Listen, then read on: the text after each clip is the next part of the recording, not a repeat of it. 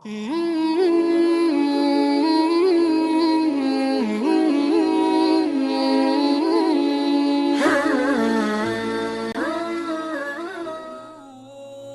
Abu Nawas Raja nyaris terbunuh.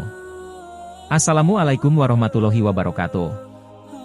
Halo sobat tukang rekam HD dimanapun berada, semoga hari ini masih diberikan nikmat kesehatan, keluarga yang sehat dan dilimpahkan rezeki yang barokah. Untuk mendukung channel ini, jangan lupa tekan tombol subscribe, bunyikan lonceng, like dan berkomentar. Langsung saja ini kisahnya.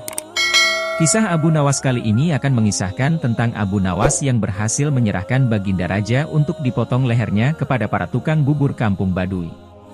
Berikut kisahnya. Pada suatu hari, Abu Nawas berjalan-jalan hingga ke kampung Baduy di daerah gurun jauh dari kota tempat tinggalnya.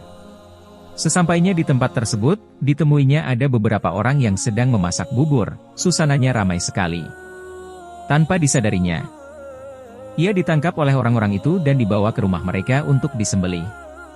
"Kenapa aku ditangkap?" tanya Abu Nawas. "Wahai orang asing, setiap orang yang lewat di sini pasti akan kami tangkap, kami sembelih seperti kambing dan dimasukkan ke belanga bersama adonan tepung itu. Inilah pekerjaan kami dan itulah makanan kami sehari-hari," jawab salah seorang dari mereka sambil menunjuk ke belanga yang airnya mendidih. Abu Nawas ketakutan juga, namun meski keadaan sedang terjepit, dia masih sempat berpikir jernih. "Kalian lihat saja, badanku kurus kering.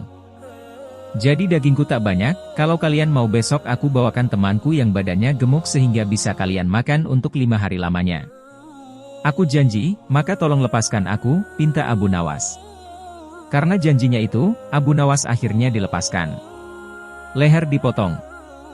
Di sepanjang jalan Abu Nawas berpikir keras untuk menemukan siasat agar dirinya berhasil membawa teman yang gemuk. Terlintas olehnya Baginda Raja. Seharusnya Raja tahu akan berita yang tidak mengenakan ini, dan alangkah baiknya kalau Baginda Raja mengetahui sendiri. Gumannya dalam hati. Abu Nawas segera saja masuk ke dalam istana untuk menghadap Raja. Dengan berbagai bujuk rayu, akhirnya Abu Nawas berhasil mengajak Baginda Raja ke kampung Baduy tersebut. Sesampainya di kampung Baduy tersebut, si pemilik rumah tanpa banyak bicara langsung saja menangkapnya. Abu Nawas segera meninggalkan tempat itu dan dalam hati dia berpikir, bila Raja pintar, pasti niscaya dia akan bisa membebaskan diri. Tapi kalau bodoh, akan matilah ia karena akan disembelih orang jahat itu.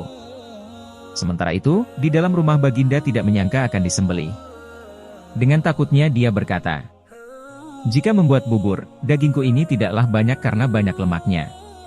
Tapi jika kalian izinkan, kalian akan aku buatkan peci kemudian dijual yang harganya jauh lebih mahal ketimbang harga buburmu itu." Akhirnya mereka menyetujuinya. Baginda telah beberapa hari tidak terlihat di istananya, ia bekerja keras untuk membuat peci untuk orang Baduy itu. Namun pada akhirnya beberapa ke depan Baginda dibebaskan oleh para pengawalnya. Hukuman untuk Abu Nawas. Setelah Baginda dibebaskan, barulah Abu Nawas dipanggil untuk mempertanggungjawabkan semua perbuatannya. Abu Nawas dianggap telah mempermalukan Rajani di muka rakyatnya sendiri.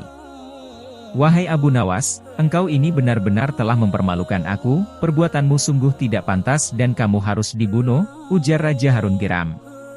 "Ya tuanku, sebelum hamba dihukum, perkenankan hamba menyampaikan beberapa hal," kata Abu Nawas membela diri. "Baiklah.